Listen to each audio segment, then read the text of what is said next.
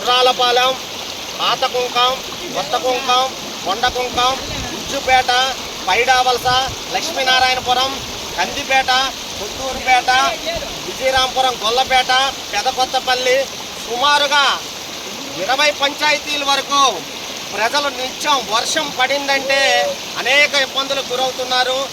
విద్యార్థులు పాఠశాలకు వెళ్ళాలంటే ఇదే రహదారి గుండా వెళ్ళాల్సి వస్తుంది. మరి మహిళలు బ్యాంకులకు వెళ్ళాలన్నా, రైతులు బ్యాంకులకు వెళ్ళాలన్నా, ఎవరు ఏ అవసరాల నిమిత్తం వెళ్ళాలన్నా నేషనల్ హైవేకి 6 కిలోమీటర్ల దూరంలో ఈ దుస్థితి మీరు గమనిస్తున్నారు. ఎంతోమంది పాలకులు మారారు, ఎన్నో ప్రభుత్వాలు మారాయి, కానీ ఈ ప్రాంత ప్రజల తలరాతలు మారట్లేదు. ఎప్పటికైనా అధికార యంత్రాంగం విజువల్స్ చూడండి. మనం గిరిజన ప్రాంతాల్లో తండాల్లో లేము, హైవే నేషనల్ హైవేకి 6 కిలోమీటర్ల దూరంలో ఉన్నాము.